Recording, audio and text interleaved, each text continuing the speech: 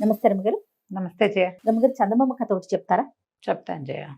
పూర్వం ఈ సహ్యాద్రి పర్వతాలు అవి కొండలు ఉన్నాయి కదా, అక్కడ కొంతమంది రాక్షసులు ఉండేవాళ్ళట. అయితే వీళ్ళు ఈ రాక్షసులు చాలా మంది ఉండేవాళ్ళు. క్రమంగా అటట పోయారు. వాళ్ళు కూడా తగ్గిపోయారు. మరి రావణాసురుడి తర్వాత అందరు తగ్గిపోలా. అవునవును. క్రమంగా ఈ మన చూడు రావణాసురుడి తర్వాత అంటే త్రేతాయుగం తర్వాత ద్వాపర యుగంలో రాక్షసుల గుంపు ఎంత? చిన్న గుంపే. అవునవును, చిన్న గుంపే. ఈ కంసుడి దగ్గర కొంత గుంపంతా పోయింది. తర్వాత ఇంకా హిడింబాసురుడు, ఆలంబాసురుడు అలాంటి వాళ్ళు ఇద్దరు ముగ్గురు మిగిలేరు. హిడింబాసురుడి చెల్లెలే హిడింబ, ఆవిడ కొడుకే ఘటోత్కచుడు. అంతేగా, కొద్ది కొద్దిగా ఉన్నారు. ఘటోత్కచుడిని మనం రాక్షసుల లెక్కలో వేసుకోవాలి. రాక్షసుడే, తల్లి రాక్షసి కదా. అంతేనా? ఆయన పూర్తిగా మనిషి లక్షణాలు లేవుగా హిడింబ. ఘటోత్కచుడికి మనకి మన మాయాబజార్ సినిమా వల్ల ఘటోత్కచుడు మన జిగిరి దోస్తగా కనపడతాడు. హీరో అయిపోయాడు మనకి జిగిరి దోస్తే గానీ రాక్షస మాయలు అవి ఉన్నాయి అతనికి. కానీ గుడ్ క్యారెక్టర్ కదా. క్యారెక్టర్ గుడ్డు అంటే ఒక మాదిరిగా గుడ్ అని చెప్పాలి. అదేలేండి, మాయాబజార్ పాండవుల కుమారుడు కాబట్టి మనుషులతోటి ఆయన ఏమి దుర్మార్గంగా ఉన్నట్టు అట్లా పెద్దగా ఏం కనపడదు మనకి. ఆయన భార్య కూడా రాక్షసే. అవునా? మరి రాక్షస జాతులని మనుషులతో పెరగలేదు కదా ఆయన. తల్లితో పాటు ఉండిపోయాడు. రాక్షస తల్లి ఆయన ఉన్నారు. వాళ్ళ రకం తక్కువ రాక్షసులు. మన కంసుడితోటి చాలా మంది వెళ్ళిపోయారు. తర్వాత కొద్ది కొద్దిగా మిగిలేరు. అక్కడక్కడ జాతులు చాలా తక్కువ. మన యుగాలు వచ్చేసరికి ఇంకా తగ్గిపోయింది. వాళ్ళకి ప్రవృత్తులు కూడా కొంత మార, ఏవో కొంత భీకరాకారాలు అలాంటివి ఉండేవి. మన కథల్లో అక్కడక్కడ ఒక రాక్షసులు కనిపిస్తారు, వాళ్ళ కొద్దిమంది. ఈ రాక్షసుడు ఒకడు పైన ఉండేవాడు ఆ కొండ మీద. కింద కొండను అనుకుని చాలా పల్లెలు ఉండేవి. ఇతను ఏం చేసేవాడు, ఈ రాక్షసుడు కిందకొచ్చి ఈ ఊళ్ళలో ఉన్న వాళ్ళ దగ్గర పడి, ఇవాళ నాకు అన్నం పెట్టండి, ఇవాళ నాకు కూర వేయండి, ఇవాళ నాకు పప్పేయండి అని తినేవాడు. వీళ్ళవే ఏవో వస్తువులు లాక్కెళ్ళిపోయేవాడు. వాడి పెద్ద భారీ పర్సనాలిటీ, వాడి భీకరమైన బలము, వాడి వదర్బోత్తనము, వాటితోటి జనాలు ఏం చేయలేక ఊరుకునేవాళ్ళు. ఇదే కాకుండా వాడితో ఇంకొక బెడదుండేది. వాడు మహాకాయుడు. కింద నుంచి ఆడపిల్లని ఎవరో, మీ పిల్ల నుంచి నాకు పెళ్లి చేయండి అని ఆ పిల్లని తీసుకునేవాడు. పిల్లని చేసుకుంటే వీడు అమిత తిండికి, వాడికి కావలసిన సారా కాచడానికి, వాడి ఇంట్లో పనులకి చచ్చిపోయేవాళ్ళు. తొందరగా ఆడపిల్లలు చచ్చిపోయేవాళ్ళు, వాడి దగ్గర పని చేయలేక పోయేవాళ్ళు. మళ్ళీ ఊళ్ళోకి వచ్చి నాకు ఒక పిల్లని ఇవ్వండో అని వెతుకుని ఇవ్వాల్సిందేనని భయపెట్టి బెదిరించి భంగపడి ఎటగొట్ట ఒక పిల్లని లాక్కుపోయి పెళ్లి చేసుకునేవాడు. కొన్నాళ్ళు ఉండేది. తర్వాత మీ పిల్ల చచ్చిపోయింది అనేవాడు. మళ్ళీ ఇంకో పెళ్లి కోసం వచ్చేవాడు. అయితే ఏమైందట, ఆ రాక్షసుడికి 24 మంది భార్యలు గతహ పోయారు. ఆయన ఖాళీగా ఉన్నాడు. ఇప్పుడు ఇంట్లో పనులు అవి చేసుకోలేకపోతున్నాడు, వంట వండుకోలేకపోతున్నాడు. ఆయనకి పొలాలు, తోటలు, దొడ్లు అవి ఇవి ఉంటాయి. కొన్ని పాలిచ్చేవి జంతువులు ఉంటాయి, మేకలు అవి. మరి మాంసాహారం కోసం వాటిని పోషించాలి, అవన్నీ తోలాలి, సర్దాలి, చెయ్యొద్దు పని. మరి ఎంత పని ఇది. రాక్షసుడికి ఆకారం ఉంది కానీ మాయలు గట్రా లేవు పాపం. సరే అందుకని ఊరి మీద పడ్డాడు. ఊరి మీద పడి కిందకు వచ్చేసరికి అలా కింద ఒక పొలంలో పనిచేస్తున్న ఒక బక రైతుని చూసి, నీకు ఎంతమంది పిల్లలు అని అడిగాడు. ఓ కూతురండి అని. అయితే మీ పిల్లని మాకు ఇచ్చి పెళ్లి చేయి అనగానే హడిలిపోయాడు బక్క రైతు. అయ్యి బాబోయ్, మా పిల్ల ఎంత పిల్ల, వీడికిస్తే ఇంకేమైనా ఉందా, రేపు వస్తాను మీ ఇంటికి భోజనానికి అన్నాడు. ఏం చేస్తాడు, భోజనం అయితే ఏదో చచ్చి చెడి పెడతారు, పిల్లనివ్వమంటే ఈయన వలవలా ఏడ్చుకుంటూ ఇంటికి వెళ్ళాడు. పిల్ల ఏదో పాలు పితుకుతోంది. ఒక గొడ్డు ఉంది, పాలగొడ్డు. వాళ్ళకి పాలు తీస్తూ, ఎందుకు నాన్న ఏడుస్తున్నామంటే, ఏం చేయనే, రాక్షసుడు వచ్చాడు, వాడికి నేనే కనపడ్డాను నా కర్మానికి, నిన్నిచ్చి పెళ్లి చేయమంటున్నాడు, నువ్వు చచ్చిపోయినట్టే, నీకేం లాభం లేదు అని ఏడిస్తే ఆ మల్లిక ఆ పిల్ల పేరు. అది మహా తెలివైంది. పెళ్ళిడు వచ్చి 4-5 సంవత్సరాలు అయింది పిల్లకి. పిల్ల ఈడేరి 4-5 ఏళ్ళు ఏంటంటే ఓ 18 ఏళ్ళు 19 ఏళ్ళ పిల్ల అనుకో.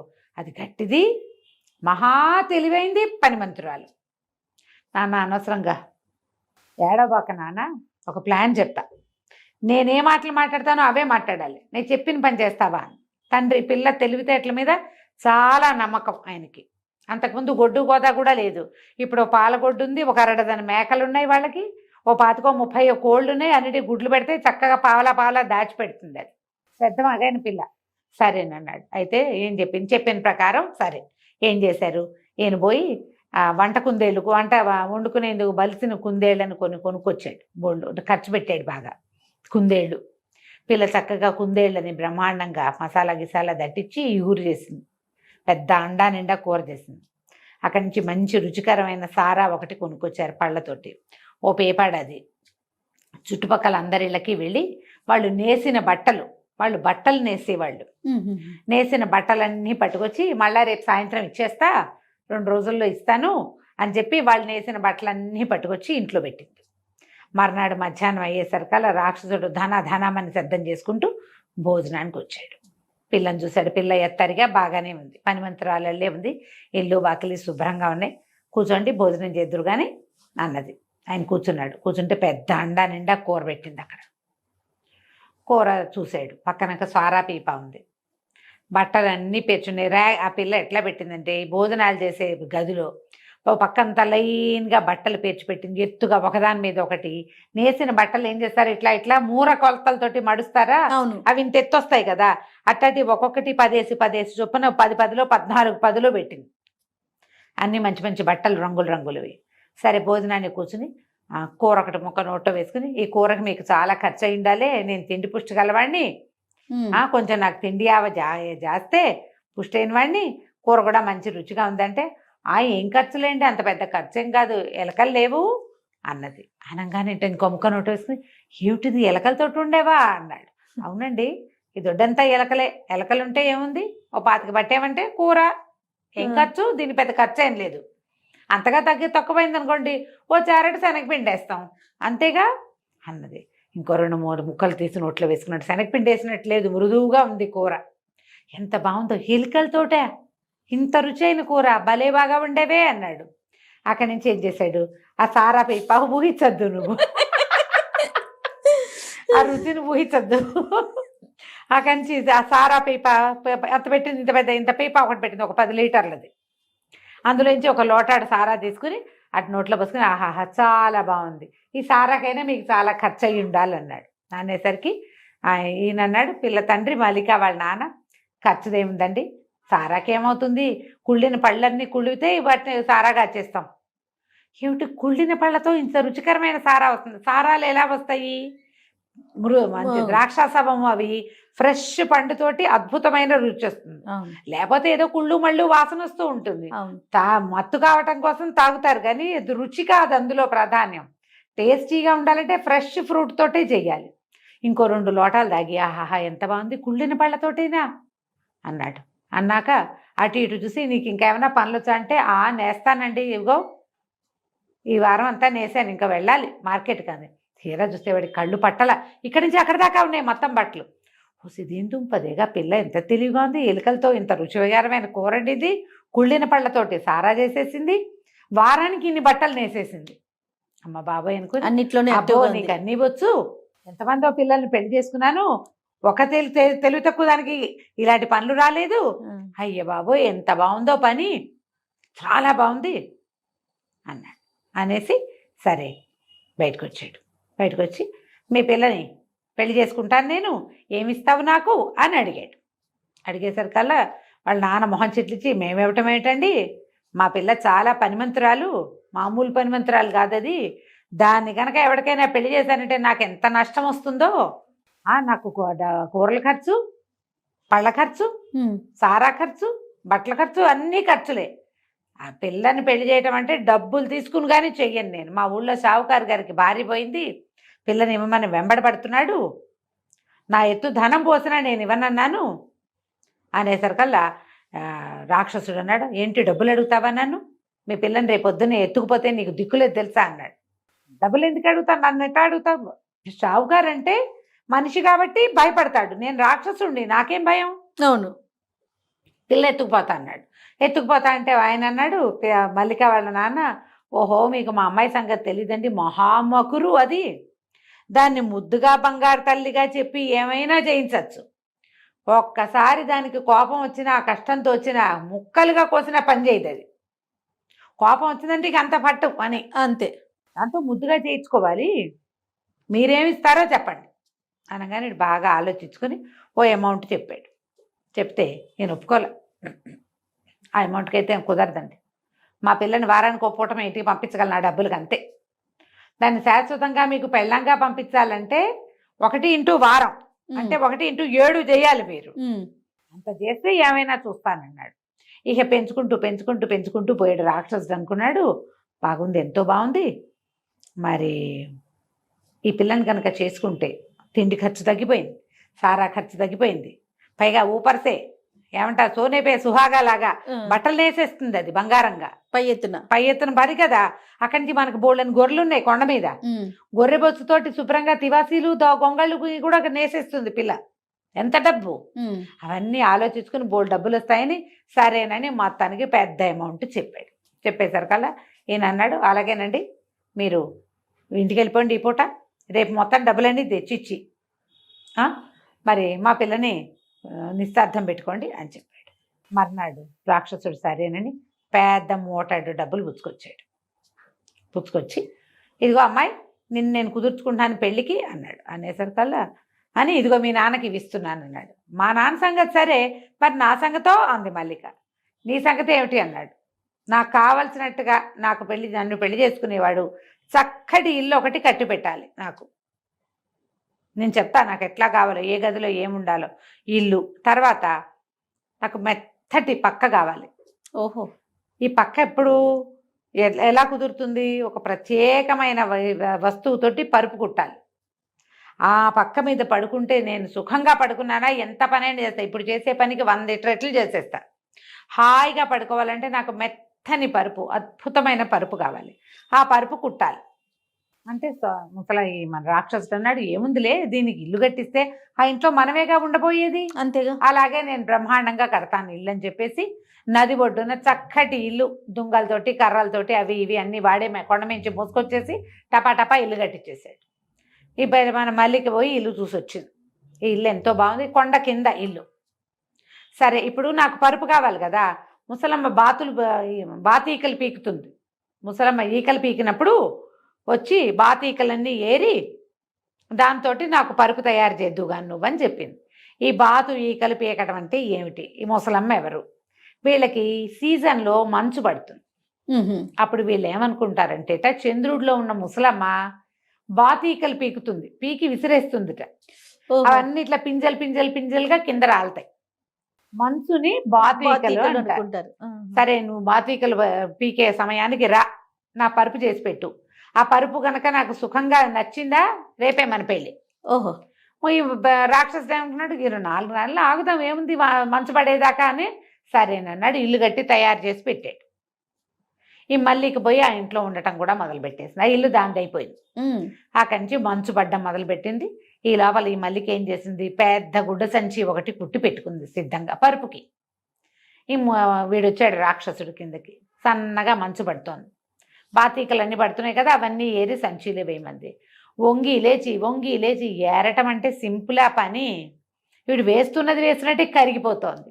చివరికి మొత్తానికి ఆ రోజు సాయంత్రానికి ఆ పరుపు నిండింది. నిండాక ఈ అమ్మాయి ఏం చేసింది, దాని అంచులు మడిచి టకటకా చేత్తో కుట్టేసి పరుపుని లోపల లాక్కుపోయి, ఆ మంచు వేసిన పరుపుని లోపల లాక్కుపోయి ఒక చోట పెట్టి దాని మీద 2-3 బొంతలు పరిచి, ఈ రాత్రికి నువ్వు ఇక్కడే పడుకో, అదెంత సుఖంగా ఉందో నువ్వు తెలుసుకుంటే రేపొద్దున మనం పెళ్లి చేసుకుందామంది. మరి పిలిచింది కదా, సరేనన్నాడు. పైగా తను కుట్టిన పరుపు, తను ఏర్పాటు చేసిన పరుపు, పొద్దున్నుంచి సాయంత్రం దాకా ఆ మంచు పింజలు ఏరి వేళ్ళు కాళ్ళు కొంకర్లు వాడికి. వంగి లేచి చేయదు, ఎందుకు వంగాలి వెయ్యాలి. సరే, మంచం మీద ఆ పరుపు మీద పడుకున్నాడు. 1 గంట గడిచేసరికి వీడికి తెలిసింది పరుపు చల్లగా ఉంది. రెండోది ఏమిటో తడిగా కూడా ఉందేమో అని అనిపిస్తోంది. ఎటు తిరిగినా పరుపులోంచి వెచ్చదనడాల. బయట మంచు పడుతుంటే లోపల మంచు పరుపు మీద పడుకున్న వాడి పరిస్థితి ఎట్లా ఉంటుంది? అటు దొర్లి ఎంత దుంపదెంచుకున్నా ఆ పక్క వెచ్చబడదే. ఆ పైన బొంతలు లాక్కుని కప్పుకుంటున్నాడు. ఆ బొంతలున్నది దేని మీద? మంచు మీద. ఆ పక్క నుంచి చల్లదనం, ఈ పక్కన చల్లదనం. వాడికి పక్కటెముకలు, భుజాలు, కాళ్ళు అన్ని పిచ్చ నిప్పులు చేసేసినాయి. పైగా రాత్రంతా పగలలా వంగి లేచి ఉన్నాడా, వీపు పట్టేసింది, పక్కటెముకలు నొప్పులు, బోన్స్ అన్ని జాయింట్లన్నీ నొప్పులు వచ్చేసినాయి. తెల్లవారి లేచి నుంచుంటే అసలు వాడి వల్ల కాల. ఎటాగో ఈడ్చుకుంటూ కొండ మీదకి వెళ్ళాడు. ఈ పరుపు మీద పడుకున్న నా పరిస్థితి ఇదైతే రేపొద్దున్న అదేం పని చేస్తుంది? నేనే ఇట్టన్నాను. ఈ మల్లికను తెచ్చుకుంటే సుఖం లేదనిపించడం మొదలుపెట్టింది. అసలు ఆ ఒళ్ళు స్వాధీన పడలా. ఎవరికైనా మంచు చల్లదనం రాక్షసుల్ని కూడా లొంగదీసేస్తుంది. సరే 2 రోజులు 3 రోజులు అయ్యాక వీళ్ళకి తెలుసు వాడికి ఏం జరిగిందో. వాళ్ళ ప్లాన్ అదే కదా. ఈ మల్లిక వాళ్ళ నాన్న వెళ్ళి, ఏమండి మా పెళ్లి కూతురు సిద్ధంగా ఉంది, ఆ పరుపు ఎంతో బాగా కుట్టేట, మీరు వస్తే పెళ్లి చేసుకుంటానంటోంది, మా అమ్మాయి సిద్ధంగా ఉందంటే, ఇప్పుడు నా వల్ల కాదు, తర్వాత వస్తానన్నాడు. అనేసరికల్లా సరే అని వెళ్ళిపోయాడు. మళ్ళీ 4 రోజులకు వచ్చాడు. ఏమండి వచ్చి పెళ్లి చేసుకుంటారా అన్నాడు. అనేసరికల్లా రాక్షసుడు అన్నాడు, పెళ్ళొద్దు గిల్లొద్దు, నా వల్ల కాదు, నేను చేసుకోను మీ పిల్లని పెళ్ళి, వెళ్ళిపో అన్నాడు. అనేసరికల్లా మల్లిక వాళ్ళ నాన్న అన్నాడు, అదేంటండి మీరు పెళ్లికి ఒప్పుకున్నారు, ఊళ్ళో వచ్చిన సంబంధాలన్నీ తిరగొట్టాను నేను, ఇప్పుడు మానేసుకుంటే ఏమిచ్చి మానిపిస్తారో చెప్పండి, ఏదైనా ఇస్తే మాన్నట్టు, లేకపోతే మా పిల్ల మీ ఇంటికి వచ్చేస్తుంది, చెప్పు ఏమిస్తావో చెప్పు. ఏం చేయాలో తెలియలే రాక్షసుడికి. ఇక విసుగు పెట్టి లోపలికి వెళ్ళి ఇంత డబ్బు మూట పట్టుకొచ్చి పెట్టాడు. లెక్క లేదు కొలత లేదు, పట్టుపో, మళ్ళీ నీ కిందకి రాను, నువ్వు పైకి రావద్దు, నీ పిల్ల వద్దు, నువ్వు వద్దు, నాకు శభాష్, నా వల్ల కాదు. అసలు వాడు వంగి లేవలేకపోతున్నాడు, కూర్చుంటే లేవలేడు, కాళ్ళు వేళ్ళు అన్నీ పట్టేస్తున్నాయి. 2-3 సీజన్లు గడిస్తే కానీ వాడు నార్మల్ అవ్వాల.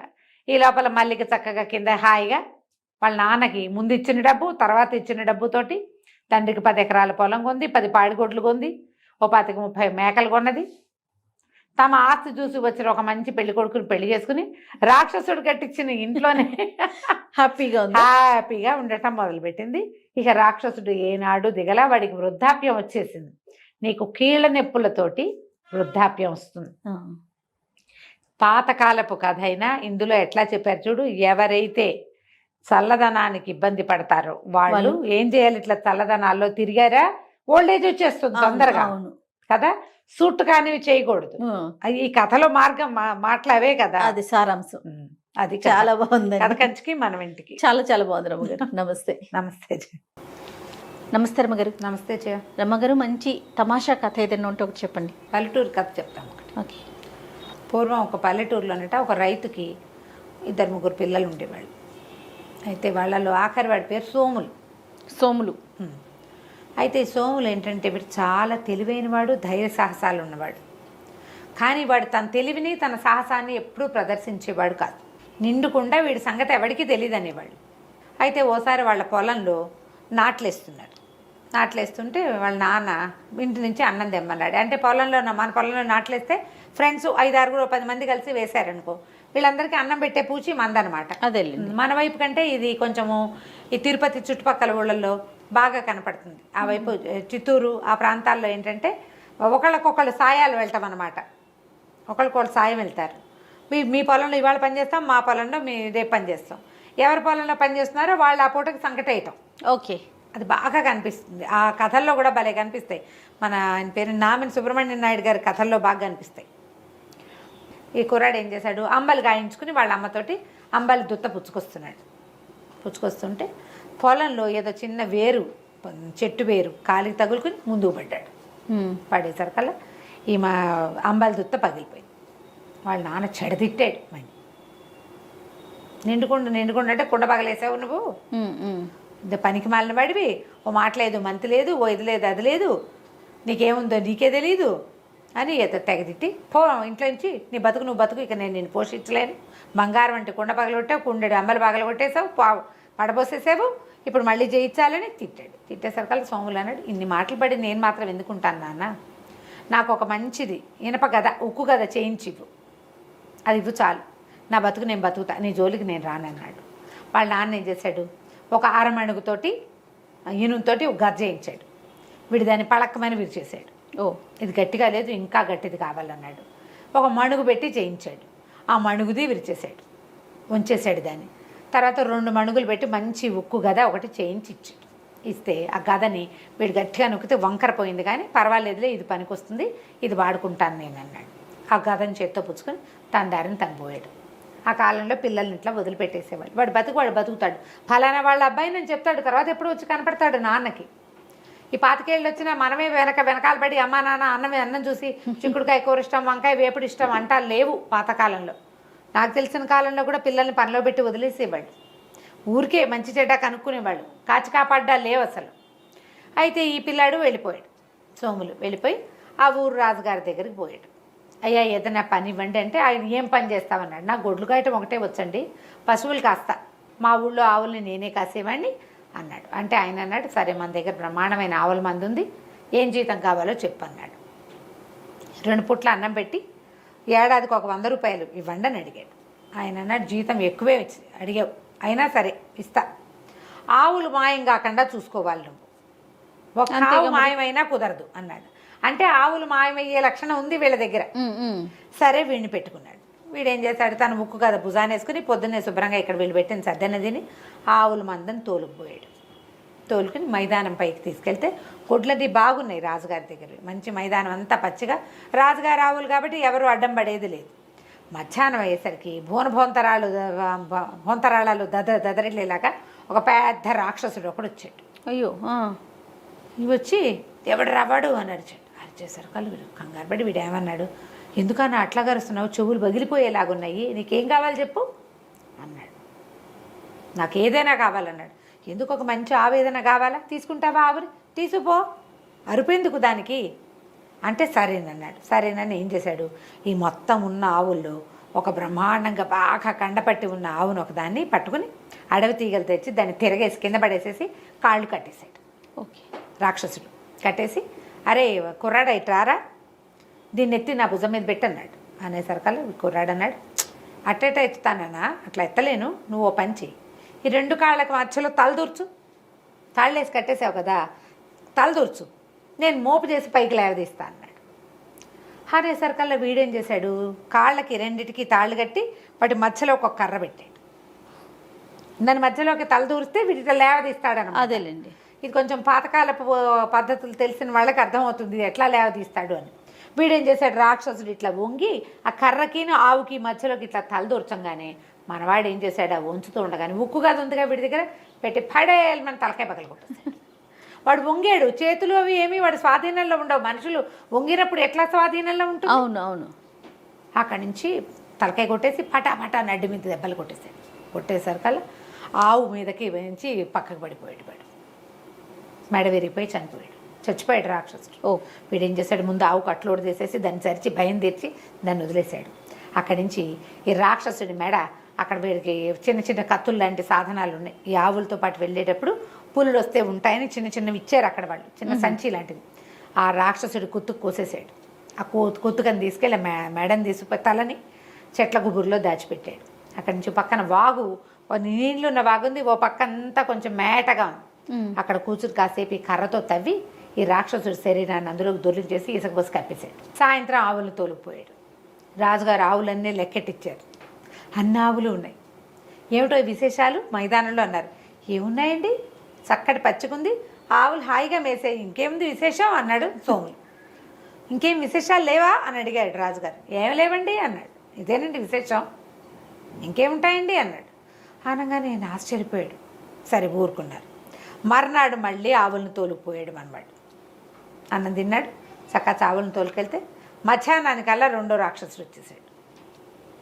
వాడు అన్న, మా తమ్ముడేట్రా ఏం చేసావురా అంటే, నేనేం చేశానన్నా, ఆవును మెడపెట్టి పట్టి పంపించాను, నాకేం తెలుసు అంటే, సరే నేను కూడా ఆవును పట్టుకెళ్తాను. పట్టుకెళ్ళని సేమ్ మెథడ్, ఆ ఆవు 2 కాళ్ళు ముందు వెనకాల కట్టేసి మధ్యలో ఒక కర్ర దూర్చి తల అందులో పెట్టే లోపల వీడు వెనకాల నుంచి కొట్టేశాడు. ఈ రాక్షసుడు తలకాయ కూడా దాచేశాడు, బాడీ తీసుకెళ్ళి బాగులో దోసేశాడు. సాయంకాలం మళ్ళీ రాజుగారి దగ్గరికి పోయాడు. పశువుల శాలకెళ్ళంగానే లెక్కెట్టారు, చూసుకున్నారు. ఏమిటి విశేషాలంటే, ఏమున్నాయండి, ఇవాళ మబ్బేసిందండి, అట్టే ఎండలేదు, ఓ జల్లు పడుతుందేమోనని కూడా అనిపించిందండి, అదేనండి విశేషం అన్నాడు. రాజుకి వింతగానే ఉంది, ఏదో జరుగుతోంది, ఏంటో తెలీదు. వాడేం చెప్పడు, వాడు ఎవరికీ చెప్పడేమి, అన్నం తింటాడంతే, కులసాగా ఏ పిన్నలు వాయించుకుంటూ తిరుగుతాడు అటు ఇటు. ఏం లేదు. 3వ రోజు మళ్ళీ ఇంకో రాక్షసుడు వచ్చాడు. తుంపదగా ఇంతమంది వస్తున్నారని వాడిని కూడా ఇదే శాస్తి పట్టించాడు మనవాడు. ఓకే, వాళ్ళు తెలివి గల వాళ్ళు కాదు, బలం ఉన్న వాళ్ళు అంతే. వీడికి తెలివి బలము 2 ఉన్నాయి కుర్రాడికి. సాయంకాలం ఇంటికి వెళ్ళగానే రాజుగారు అడిగారు. అడిగితే ఏమన్నాడు, ఒక ఆవు ఈయన ఒప్పుగా వద్దండి, రేపు ఇంతుందేమో చూద్దారండి, దాన్ని తీసుకెళ్ళొద్దండి, కట్టేస్తానండి, అదేనండి విశేషం అన్నాడు. 4వ రోజు ఒక ముసిలి రాక్షసి వచ్చింది వీళ్ళ దగ్గరికి, ఈ కుర్రాడి దగ్గరికి. ఏర్రా నా ముగ్గురు కొడుకులు ఏమైపోయారా, కనపట్టలేదు, నువ్వే ఏదో చేసావు వాళ్ళని అనేసి మీద పడింది. అది బక్కగా ఉంది కానీ రాక్షసి పళ్ళు గిళ్ళు భయంకరంగా ఉన్నాయి, మిడిగుడ్లు. అక్కడి నుంచి మనవాడు ఏం చేశాడు, ఆ మీద పడింది దాన్ని అది మీద పడుతుంటే పక్కకి తప్పుకుని కింద పడేలాగా చేశాడు. తన ముక్కు గద పెట్టి ఆ మూసలు దాన్ని కాళ్ళు విరగొట్టేశాడు. అది లబో దిబోమని ఏడ్చింది. ఒరే నాయన కాళ్ళు విరిగి నేనేం చేస్తాను రా, ఇక్కడ పడి ఉంటా మైదానంలో, డేగలు గ్రాబందులు పీక్కుతుంటే చంపేరా, నన్ను చంపేరా అంటే నేను చంపేను, అసలు మీరేం చేస్తున్నారు ఇంతకాలంగా, ముగ్గురు వచ్చారు, నువ్వు నాలుగో దానివి అంటే అదేమంది, ఒరే మేము ఆవులను పట్టుకెళ్ళిపోయి తినేస్తాను రా, మా దగ్గర బోల్డ్ అంత డబ్బు ఉంది, రోజుకు ఒక ఆవు కావాలని మా నలుగురికి, మైదానంలోకి ఏ గొడ్డు వస్తే ఆ గొడ్ల నుంచి ఒక మందల నుంచి ఒక దాన్ని పట్టుకెళ్ళిపోతాము, రాజుగారు ఎంతమందినో మార్చాడు కానీ మేము గొడ్లను పడి, వీళ్ళు కాకపోతే ఇంకోళ్ళు వస్తారు, మా గుంపులోంచి తీసుకెళ్ళడం సులువు, ఒక్క ఆవు అయితే దాని వెనకాల పడాలి, అవును, పైగా ఆజు వచ్చేస్తుంది అని చెప్పింది. చెప్పేసరికల్లా సరే ఏమంది, కాళ్ళు వేరు కొట్టేసావు, నన్ను చంపే అంటే ఊరికే ఎందుకు చంపుతాను నేను అన్నాడు. వాళ్ళు నన్ను చంపుతారని భయంతో చంపేశాను వాళ్ళని, నువ్వు నన్నేం చేయలేవు, ముసలిదానివి, నీ కాళ్ళేమో విరిగిపోయినాయి అనగానే, బాబు నీ పుణ్యం ఉంటుంది, ఇలా ముందుకెళ్ళు, అక్కడ పెద్ద గుహ ఉంది, గుహ తలుపు తీసుకుని లోపలికి వెళ్తే ఓ పెట్టి నిండా బంగారం, ఓ పెట్టి నిండా వెండి ఉందిరా, కావాలంటే అవి తెచ్చుకో, ఇంకా అక్కడ ఎవ్వరు లేరు, మేము నలుగురం అయిపోయాం కదా, నన్ను చంపే అంటే ఆ ముసలిదాన్ని కూడా కుత్తు కోసేసి దాచేసాడు. ముసలమ్మని బాడీ ఏమో వాగులోకి తోసేసి మట్టి పోసేసాడు, తలకాయని తీసిపోయి ఆ చెట్ల బుర్రలో దాచేసాడు. 4 తలలు ఉన్నాయి అక్కడ. వీడేం చేశాడు, వెండి బంగారం పోయి 2 పెట్టెల్లో ఉన్న వెండి బంగారం తెచ్చుకున్నాడు. ఇట్లా వెండి బంగారం తెచ్చుకున్నవాడు ఎవరికి చెప్పకుండా ఉంటాడా, ఎవరో ఒకళ్ళకి చెప్పేయాలి, చచ్చిపోతారు లేకపోతే. అవునవును, వాడు వారితోటి మాట్లాడలే, చెప్పలా. 5-6 రోజుల తర్వాత వీడు ఒక రోజు ఆవుల్ని తోలుకుని ఇంటికి వెళ్ళేసరికల్లా రాజుగారికి కనపడడానికి వెళ్తే ఎవరు రాజుగారి దేవుడిలో వాకిట్లో ఆయన లేడు. సాయంత్రం ఆవులు వచ్చే వేళకి ఆయన నుంచునేవాడు, వాళ్ళు లేడు. లోపల నుంచి ఏడుపులు పెడబబ్బులు వినిపిస్తున్నాయి, పరిగెత్తుకుంటూ లోపలికి వెళ్ళాడు. ఏమైందండి అంటే ఒకడు 3 కన్నుల రాక్షసుడు ఇంకోడు ఉన్నట్టు ఆ ఊరికి రెండో వైపు. ఓహో, వాడు రాజకుమారిని ఎత్తుకుపోయాడు. వాడు ఏం చెప్పాడు, మీ వంటవాడికి ఇచ్చి రాజకుమారిని పంపించు, లేకపోతే నేను ఈ మొత్తం ఊరి మీద పడి విరుచుకు తింటానన్నాడు. ఇక ఏమీ చేయలేక ఇచ్చి పంపించాం. వంటవాడు రాజకుమారి పోయారు వాడి వెనకాల పడి. వంటవాడిని ఎందుకు పంపమన్నాడో తెలియదు, వండించుకోవడానికేమో మరి బహుశా రాజకుమారినే వండిస్తాడా ఏం వండిస్తాడో తెలియదు. అక్కడి నుంచి కుర్రాడు అన్నాడు, సరేలే నేను చూస్తానని ఓ పక్క నుంచి బయలుదేరాడు. ఎక్కడున్నాడు, 3 కన్నుల రాక్షసుడు ఒకడున్నాడు. వాడి కోసం అని ఉత్తరం వైపు గుహల వైపుకు వెళ్ళాడు. వెళ్ళేసరికల్లా బాగా వెళ్తే ఒక పెద్ద గుహ ఉంది. ఆ రాక్షసుడు ఆ గుమ్మలో కూర్చుని ఉన్నాడు. యువతల ఒక బండ మీద రాకుమారి కూర్చుని ఏడుస్తుంది. వంటవాడు మాత్రం రాజకుమారిని అక్కడి దాకా తీసిపోయి వీడు ఒక బండ వెనకాల దాక్కుని చూస్తున్నాడు. ఆ 3 తలల రాక్షసుడు చూసేసరికల్లా వీడు ఈ మన సోముల దగ్గరికి వెళ్ళాడు. వీడి దగ్గర ఉక్కు గద ఉంది కదా, ఆ గదతోటి దగ్గరికి వెళ్ళాడు. వెళ్ళేసరికల్లా వాడన్నాడు, ఎవడరా నువ్వెందుకు వచ్చావు, నాకు వంట ఉండేవాడు చాలు, నువ్వు అక్కర్లేదు, నువ్వు పశువులు కాసేవాడిలాగా ఉన్నావు అనేసరికల్లా వీడేం చేశాడు, ఈ ఉక్కు గద కాస్త వాడి మొహం మీద విసిరేసాడు. అయితే విసిరేసే సమయంలో ఏమైంది, వీడు బొక్క బొరలా పడిపోయాడు. అది బాగా బరువు ఉంటుంది కదా, దాన్ని టమ్మని వేసి భుజం మీద వేసుకోవాలి. కిందకి పడిపోయాడు. ముందుకు పడేసరికల్లా మోచేతి దగ్గర అంతా ఇట్లా చీరుకుపోయింది. రాకుమార్తె గబగబా పరిగెత్తుకుంటూ వచ్చి వీడెవడో తనని రక్షించడానికి వచ్చాడని పమిడి కొంగు పర్రను జించి చేతికి కట్టుకట్టింది. ఈ మొహానికి దెబ్బ తగిలేసరికల్లా రాక్షసుడు కాస్త ఢామని వెలకిలబడ్డాడు. మొహాన్ని తగిలేసింది, ఇట్లా పడిపోయాడు. పడేసరికల్లా ఇవి ఏం చేశాడు, ఈ చేతి కట్టుకట్టించుకుని పరిగెత్తుకుంటూ వెళ్ళి తన గద ఎక్కడుందో తెచ్చి వాడి మొహం మీద చిత కొట్టేశాడు. ఒక చోట దెబ్బ తగిలిన చోటే మళ్ళీ కొట్టాలి, కొత్త చోట కొట్టకూడదు. ఎక్కడ దెబ్బ తగిలిందో అక్కడే కొట్టాలి. ఒక 5-6 దెబ్బలు తగిలేసరికల్లా రాక్షసుడు కాస్త చచ్చిపోయాడు. కుర్రాడు ఏం చేశాడు, ముక్కు గద భుజాన్ని వేసుకుని వంటవాడికి, అమ్మాయి గారిని ఇంటికి తీసుకుపో, మరి నేను పడుకుంటాను, నాకు నిద్ర వచ్చేస్తోంది, పొద్దునుంచి ఎండలో ఉన్నాను అని చెప్పి వెళ్ళిపోయాడు. వాడికి రాకుమార్తె వ్యవహారం, వాడికి ఏం అక్కర్లా, పని చేశాడు వెళ్ళిపోయాడు అంతే. వాడి పనులన్నీ అలాగే ఉంటాయి. అక్కడి నుంచి వంటవాడు ఏం చేశాడు, రాజకుమార్తెను వెంట తీసుకెళ్ళి ఏం చెప్పాడు రాజుగారికి. వాడికి ఏమర్థమైంది, సోములకి రాజకుమార్తె కావాలి, తనకు బహుమతి కావాలి, ఆ గోళలు లేవు. వాడు చెప్పడు. ఆ రోజు రాజుగారు ఏం ప్రకటించారంటే, 3 కళ్ళ రాక్షసుడి నుంచి నా పిల్లని ఎవరు రక్షిస్తాడో వాళ్ళకి నా పిల్లని ఇచ్చి పెళ్లి చేస్తానన్నాడు. ఓహో, వీడది వినలేదు, వాడికి ఆసక్తి లేదు ఆ సోములకి. వాడు పోయాడు. ఈ వంటవాడు ఏం చేశాడు, నేనే రాక్షసుని చంపేశానండి అని చెప్పాడు రాజుగారికి. రాకుమార్తెని లోపల తీసుకువెళ్ళిపోయి సేద తీర్చారు. ఆవిడకేదో అన్నం పెట్టి పడుకోబెట్టారు. వంటవాడేమో రాజుగారితో మాట్లాడాడు. అక్కడ రాజకుమార్తె లేదు.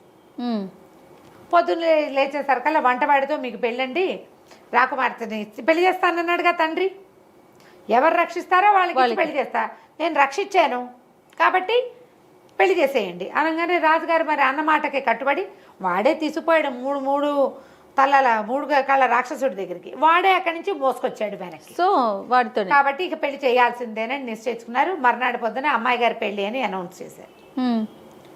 అక్కడి నుంచి రాజకుమార్తె ఏమో ఈ పని మనిషికి ఎవరికో చెప్పింది, కొంగ ఎందుకు చిరిపోయింది అమ్మగారు అని అడిగితే అదేనే ఆ కుర్రాడు ఒకటి నన్ను రక్షించాడు కదా, వాడి చేతికి కట్టానే అనేసరికల్లా ఈ చెలికెత్తపోయి వాడి దగ్గర చూసింది. వాడి చేతులకి గాయాలు లేవు, ఏమీ లేవు, చేతికి కట్టానంది ఆవిడే, ఇక్కడ కాదనమాట అని అమ్మాయి ఏం చేసింది, మెల్లిగా దాని ప్రిన్సెస్లో అందరికీ ప్రచారం చేయటం మొదలెట్టింది.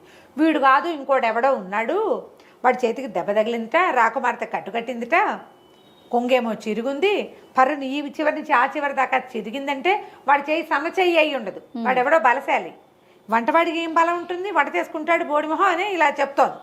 వీడికి వంటవాడి దిలాస ఏంటి, వాడు నిద్రపోతానని వెళ్ళిపోయాడంటే వాడికి లక్ష్యం లేదు, పైగా పశువుల కాపరి కంటే వంటవాడు నయం కాదు కొంచెం, కాబట్టి నాకే ఇచ్చి పెళ్లి చేస్తారనుకున్నాడు.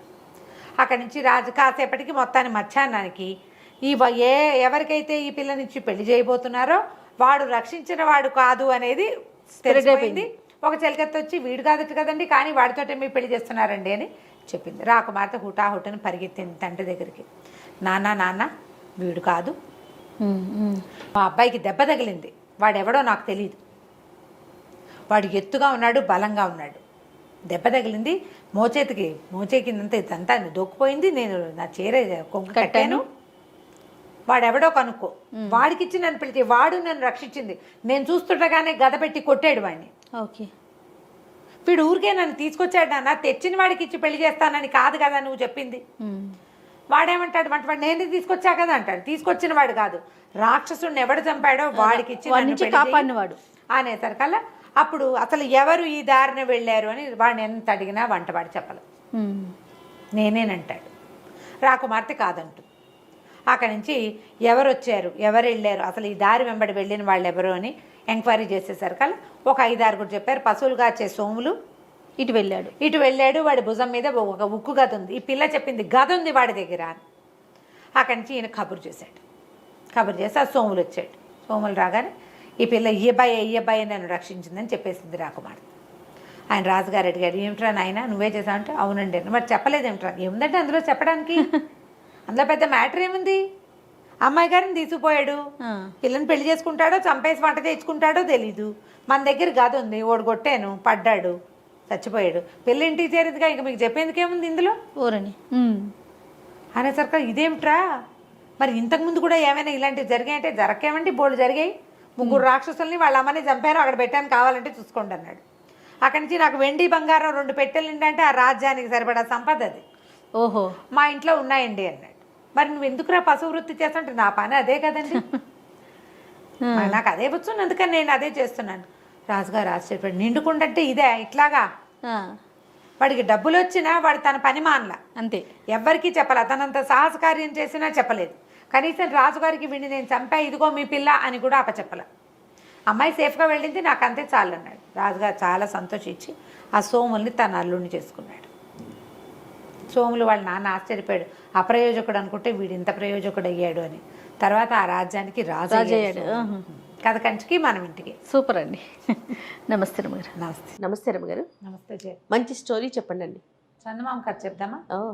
పూర్వం ఒక కోయపల్లెలో, ఒక చిన్న పల్లెటూరులో ఒక కోయవాడు ఒక ఆయన ఉండేవాడు. పెళ్ళయింది, 2 పిల్లలు పుట్టాక భార్య చనిపోతే ఆయనకి చుట్టుపక్కల వాళ్ళంతా ఏమంటారు, చంటి పిల్లలు ఉన్నప్పుడు ఆడది లేకుండా ఎట్లా చేస్తావు, నువ్వు వేటకెళ్తావు, నువ్వు ఊళ్ళోకి వెళ్తావు, అడవిలోకి వెళ్తే పిల్లల సంరక్షణకు ఆడది ఉండద్దు, ఇంటికైనా ఆడది ఇంటికి ఇల్లాలు ఉండాలని పెళ్ళిళ్ళు చేసేవాళ్ళు. రెండో పెళ్లి చేస్తే అదొక రాకాసి, ఆవిడికి సవితి పిల్లలంటే గిట్టేది కాదు. ఈ పెద్ద పిల్లలిద్దరు, ఒకడు సింగన్న, పిల్ల పేరు దుర్గాలు. సింగన్న తెలివైన వాడు, కొంచెం తప్పించుకోవటాలు అవి చాతొచ్చిన వాడు. ఆ దుర్గాలు తెగ ఏడ్చేది చిన్నపిల్ల తల్లి సవితల్లి పెట్టే బాధలకి. అన్నిటికీ కసిరి కొట్టేది, వేళ్ళకి పెట్టేది కాదు, సగమే పెట్టేది. ఏదైనా తింటే ఎంతసేపు తింటావనేది, పని చేయించేది బాగా. చిన్నపిల్లతో అన్ని పనులు చేయించేది. దాని చేతులు పుళ్ళు పడిపోయి కాళ్ళకి దెబ్బలు తగిలి ఏడ్చుకుంటూ ఉండేది. పాపం సింగన్నకు బాధగానే ఉండేది. అయితే ఈ చెల్లెని తప్పించగలిగినంతసేపు తప్పించేవాడు, ఇది లేకపోతే లేదు. ఈ సవితల్లికి ఏమనిపించిందంటే, వీళ్ళని ఇట్లా ఏడిపించుకు తింటాం ఎందుకు, వీళ్ళని పీడ విరగడి చేసేసుకుందాం అని చెప్పి ఓ తెలిసిన చుట్టాల అబ్బాయిని ఒకరిని పిలిచి, ఒరే వీళ్ళని అడవిలోకి తీసుకెళ్ళాలిరా అని చెప్పి. పిల్లాడికి ఏం చెప్పింది, మనకి మందులు ఏవో కావాలి, మందులు నూరుకోవాలి, ఆ మందులకి కావాల్సిన మొక్కలు అడవిలో ఉంటాయి, పనివాడు వస్తాడు, నువ్వు వాడితో వెళ్ళు అని చెప్పింది. నువ్వు ఒకటే ఏం పోతావు, చెల్లిని కూడా తోడు తీసుకెళ్ళు అని చెప్పి చెల్లెల్ని కూడా పంపించింది. వాడు పిల్లాడు ఇదేదో ఎత్తేస్తుంది అనుకుని వాడు ఆడుకునే ఇవి ఉంటాయి రాళ్ళు, గులకరాళ్ళు, ఆటలాడుకునేవి. అన్ని గులకరాళ్ళని జేబులు పోసుకున్నాడు. వెళ్ళే దారిలో ఒకటి ఒకటి ఒకటి ఒకటి వేసుకుంటూ వెళ్ళాడు. ఆ పనివాడు ఏం చేశాడు, అడవిలో ఒక చెట్టు కింద తీసుకెళ్ళి, మీరు ఇక్కడే కూర్చోండి, నేను మళ్ళీ వస్తా, అక్కడెక్కడికో వెళ్ళి ఆ మొక్కలు ఏవో పీక్కొస్తానని ఇంకో దారి గుండా వెళ్ళిపోయాడు. వెళ్ళిన దారినే మళ్ళాడు అనుకో, పిల్లాడికి అర్థం అవుతుంది. కొంచెం పెద్దవాడు కదా, ఓ 10-11 ఏళ్ళ వాడు, 11-12 ఉన్నాయి. పిల్లకు ఒక 7 ఏళ్ల పిల్ల, 6-7 ఏళ్ళు ఉంటాయి. ఆ నుంచి ఈ పిల్లాడు ఏం చేశాడు, కొంచెం చీకటి మసలేసరికి ఓహో వీడు వదిలిపెట్టి వెళ్ళిపోయాడని ఈ రాళ్ళు వేసాడు కాదు, ఇవి ఒక్కొక్క రాయిని వెతుక్కుంటూ రాత్రికి వెన్నెల్లో కొంచెం మెరుస్తున్నాయి వేసిన రాళ్ళు. తను వేసిన వాటిని వాడు గుర్తుపడతాడు కదా, రోజు ఆడుకునే గులకరాళ్ళు. ఆ దారి వెంబడే నడుచుకుంటూ ఇంటికి వెళ్ళిపోయాడు. చీకటి పడలేక ఇంటికి వచ్చిన పిల్లల్ని చూసి రుసరుసలాడిపోయింది సవితల్లి. ఏదో తిట్టింది. ఒక 4 రోజులు గడిపాక మళ్ళీ ఇంకొకరిని కేకేసింది. అయితే ఈసారి ఏం చేసింది, సమయం ఇవ్వాల. పిల్లాడికి ముందు రోజే చెప్పింది అనుకో, వాడు ఏదో ఒక ఏర్పాటు చేసుకుంటాడు వెనక్కి వచ్చేయటానికి. అప్పటికప్పుడు నువ్వు వెళ్ళమని పంపించింది. పంపిస్తే వీడేం చేశాడు, వాళ్ళ అమ్మ ఆవిడేం చేసింది, పిల్లడికి రొట్టెలు ఒత్తి మాడిపోయిన రొట్టెలు అంత బెల్లము ఇచ్చింది. వీడేం చేశాడు, ఆ రొట్టెలు చిన్న చిన్న ముక్కలు చేసి వెళ్ళే దారిలో వేసుకుంటూ పోయాడు. వేసుకుంటూ వెళ్ళాడు కానీ అక్కడికి వెళ్ళాక ఆ రెండో పనివాడి పిల్లల్ని అక్కడ వదిలిపెట్టి ఎటో పోయాడు. ఇక రాల. వీడు రొట్టెలు వెతుక్కుంటూ వెనక్కి వద్దాం అనుకున్నాడు కానీ అడవిలో ఈ రోడ్ల మీద పురుగులు, చీమలు అవి ఇవి ఉండవు, తినేసినాయి. రొట్టెలు కాస్త ముక్కలన్నీ పిండి పిండి అయిపోయి ఎవరిది వేడి దారిని పట్టి అవి పోయినాయి. దారి కనపడలా. ఇకేం చేస్తాడు, వెతుక్కుంటూ వెతుక్కుంటూ వెతుక్కుంటూ ఈ చెల్లెల్ని వెంటేసుకుని ఏవో 2 కాయలు ఏవో కనపడితే ఆ 2 కాయలు, బెల్లం ముక్క ఒకటి ఉంది, బెల్లం ముక్క పెట్టి చెల్లెలకి తినిపించాడు. వాడు నడవడం మొదలుపెట్టాడు. వెళ్ళగా వెళ్ళగా వెళ్ళగా కొంచెం వెన్నెల రాత్రులు వాడికి ఒక పెద్ద దేవాలయం ఒకటి కనపడింది. దేవాలయం నిండా సజీవ శిల్పాల్లాగా ఉన్న బొమ్మలు ఉన్నాయి. ఏమిటో సరే ఏమన్నాడు, చెల్లెల్ని కొంచెం గట్టెక్కించి నుంచోబెట్టి దాని మీదగా ఏవో చెట్లు కనపడుతున్నాయి, పైకి ఎక్కితే వెలుతురు బాగా కనపడుతుంది, ఇంటికి దారి కూడా కనపడుతుంది, నువ్వు ఇక్కడే నుంచో అని ఆ గోపురం మీదకి ఎక్కాడు. ఎక్కేసరికల్లా అన్ని బొమ్మలు, మనుషుల బొమ్మలు ఉన్నట్టే ఉన్నాయి. అవి ఎక్కి ఎక్కి ఓ పక్క నుంచి ఓ చెట్టు ఏదో ఇట్లా వాలి ఉంది ఆ గోపురం మీదకి. దానికి నిండా కాయలు కనపడుతున్నాయి. పిల్లాడు ఏం చేశాడు, ఆశకి ఆకలిస్తుంది, మధ్యాహ్నం ఎప్పుడో తిన్న అన్నం పాపం, ఆ రొట్టెలు తినలేదు. ఇంత బెల్లం ముక్క నోటేసుకుని అంత బెల్లం చెల్లెలకే పెట్టేశాడు. కాయ ఒకటి పట్టుకు లాగబోయాడు. కాయ కోసాడు. కోసేసరికల్లా గంటలు గణ గణ గణ గణ మోగిపోయినాయి ఆ దేవాలయంలోకి. కాయ కోయగానే మోగినాయి. మోగేసరికల్లా ఆ దేవాలయం లోపల నుంచి ఒక గూడల్లి ఉంది. ఒక ఆవిడ బయటకు వచ్చి, ముస్సిలి మామ, అయ్యో ఎవర్రా పిల్లలు, ఏమిట్రా, ఎక్కడి నుంచి వచ్చారా అని కేకేసుకుంటూ వచ్చింది. కింద నుంచున్న 6-7 ఏళ్ల చిన్నపిల్ల, పైన ఎక్కిన కొంచెం పుష్టిగా ఉన్న పిల్లవాడు కనపడేసరికల్లా కేకేసింది, రండిరా రండిరా, మా నాయనే అడవిలో తిరుగుతున్నారా, దారి తప్పిపోయారా, రండి రండి అని లోపల తీసుకుపోయింది. చక్కగా సుష్టుగా అన్నం పెట్టింది. పప్పు కూర అన్నీ వేసుకుని శుభ్రంగా తిన్నారు. తెల్లవారు లేచి మా ఇంటికి వెళ్ళిపోతామవ్వా అని చెప్పాడు. అలాగేరా, అంతకంటేనా అంది. కానీ తెల్లారి లేవల సింగన్న. తెల్లవారేసరికల్లా ఒక గూడు లాంటి దాంట్లో ఎలా ఉందంటే, అది ఒక జైలల్లే ఉంది, గుహల్లే ఉండి జైలల్లే ఉంది. మంచానికి వేసి తాళ్ళకేసి కట్టేసి ఉన్నాడు వాడు. ఏ మంచం మీద పడుకున్నాడో ఆ మంచం మీద తాళ్లతో కట్టేశాడు. అయ్యో, తను జైల్లో ఉన్నట్టు అర్థమైంది వాడికి. తల తెప్పి చూస్తే కనపడుతోంది. ఏం చేస్తాడు, మంచం మీద పడి ఉన్నాడు. చెల్లి లేదని బాగా ఇదైపోయాడమ్మో, చెల్లి ఏమైపోయింది అని. అది మాత్రం అటు ఇటు తిరుగుతోంది. దాన్ని కట్టేలా. దాన్ని కట్టేలా దీనికి ఇంతలా తాళం వేశారు ఈ జైలుకి. అక్కడి నుంచి ఆ పిల్లతోటి ఆ పని ఈ పని అన్ని పనులు చేయించేది ఆ ముసలిది.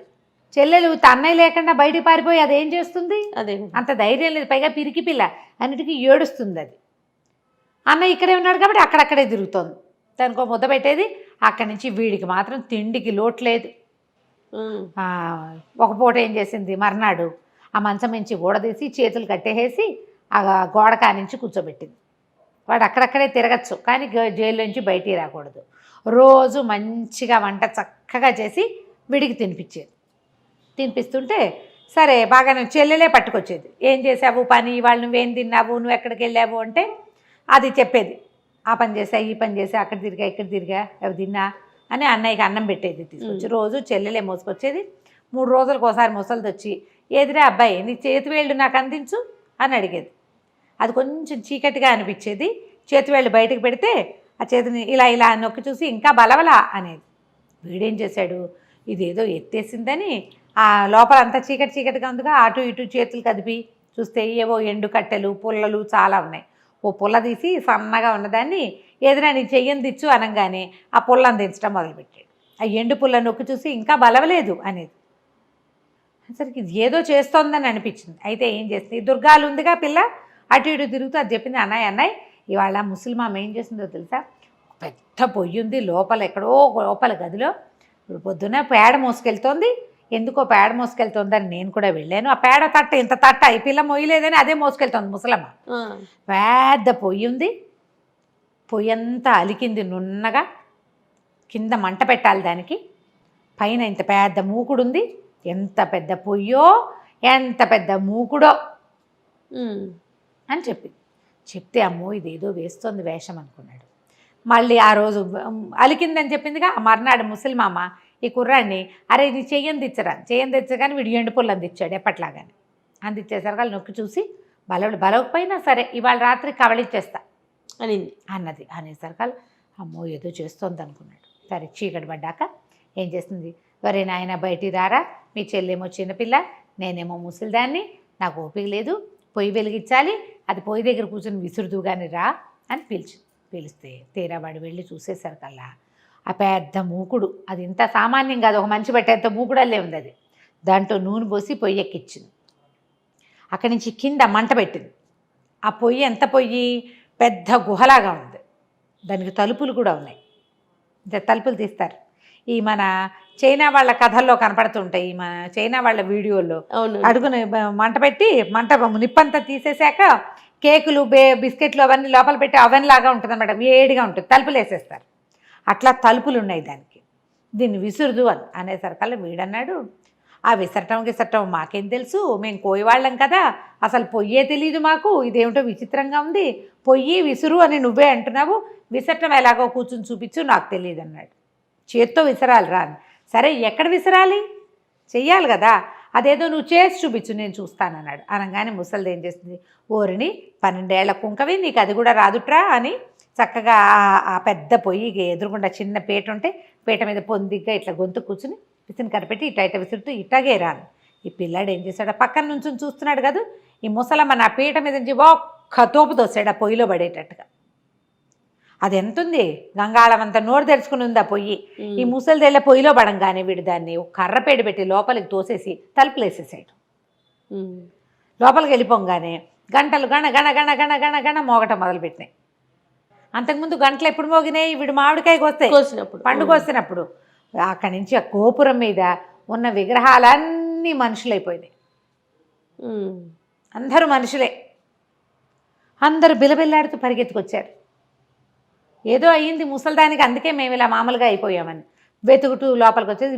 వీడేం చేశాడు, ఈ లోపల ముసలిదాన్ని తోసేశాక ఈ చెల్లెలు చేయిపుచ్చుకుని ఇది ఎక్కడుంది, మామూలుగా వీళ్ళు రోజు తిరుగుతున్న చోట్లేదు, ఎక్కడో లోపల ఉంది. వీడు గుళ్ళోకి రావటమే వాడికి తెలుసు. ఆ గోపురం లోపలికి అదో గుహలా ఉంది, అది పరిగెత్తుకుంటూ బయటకు వచ్చాడు. వీడు బయటకు వచ్చేసరికి గోపురం మించి మనుషులంతా దిగేశారు కిందకి. భలే భలే భలే పని చేసావు, ఏం చేసావు ముసలిదాన్ని అని అడిగారు. ఏం చేసావంటే నేను పొయ్యిలో దోసేసానంటే పద పొయ్యి ఎట్లా ఉందో చూద్దామన్నారు. అక్కడ ఏమైందో పొయ్యిలో ఏమైందో చూడాలిగా. ఈ గుంపంతా వచ్చారు మనుషులు, పిల్లలు కాదు మనుషులే వాళ్ళంతా. వాళ్ళు ఈ పిల్లాడు పిల్ల మళ్ళీ లోపలికి వెళ్తే ఆ పొయ్యి కాస్త ఒక విచిత్రమైన పెట్టెలాగా మారిపోయి ఉంది. పెట్టెల్లే కనపడుతోంది. దాని మీద రాసుంది, మాయదారి ముసలిదాన్ని మట్టు పెట్టిన మహానుభావులారా, నా మీదకి ఎక్కండి, ఈ గద్దె మీద ఎక్కి కూర్చోండి, మీకు ఎక్కడికి కావాలంటే అక్కడికి తీసుకెళ్తా, ఏం కావాలంటే అది ఇస్తా. అనగానే చుట్టూతా చేరిన వాళ్ళని చప్పట్లు కొట్టారు, మీరే మీరే మహానుభావులు, మా ఎవరి వల్ల కాలేదు, ఎక్కండి ఎక్కండి ఎక్కి కూర్చోండి అని ఈ పిల్లాడిని ఎత్తి దాని మీద కూర్చోబెట్టి ఆ దుర్గాల్ని కూడా ఎత్తి దాని మీద కూర్చోబెట్టారు. మా ఇంటికి వెళ్ళాలి అనగానే ఆ పెట్టె బొక్క వదుటనే లేచేసి ఇంటికి తీసుకెళ్ళి రైమని వాళ్ళ ఇంటికి తీసుకెళ్ళిపోయింది. ఒక పల్లకిలాగా అయిపోయింది అనమాట. అది మోసుకుంటూ వాళ్ళ ఇంటికి తీసుకుపోయింది. ఎప్పుడైతే ఈ పిల్లలు ఆకాశంలో నుంచి దిగేసరికి ఏవో మాయలు మంత్రాలు జరిగిపోతున్నాయి. అప్పటికి వీళ్ళు వెళ్ళిపోయి 10-15 రోజులు అయిపోయింది కదా. చుట్టుపక్కల వాళ్ళంతా తిట్టిపోస్తున్నారు పిల్లల్ని పొట్టను పెట్టుకున్నామని. మొగుడు కూడా తిడుతున్నాడు. పిల్లలు చూడంగానే సవితల్లి లేచకపోయింది, పరిగెత్తుకుంటూ పారిపోయింది అక్కడి నుంచి. తండ్రి పిల్లలిద్దరినీ కావలించుకున్నాడు. చచ్చిపోయారు అనుకున్నాను రా నాయన, ఎలా తిరిగి వచ్చారంటే జరిగిందంతా చెప్పారు. ఆ పెట్టె ఏది అడిగితే అది ఇస్తుంది. వాళ్ళకి ఏముంటాయి సింపుల్ కోరికలు, ఏదో మాంసం కూర అన్నం అవే కావాలి. పల్లెటూరి వాళ్ళు కదా, వాళ్ళకి కావాల్సింది కోరుకుని ఆ ఊరికి కావాల్సినవి చేసుకుంటూ పిల్లలిద్దరూ తండ్రితోటి హాయిగా ఉన్నారు. కథ కంచికి మనం ఇంటికి. చాలా బాగుందండి. నమస్తే అమ్మగారు. చిన్న కథ కదా. నమస్తే.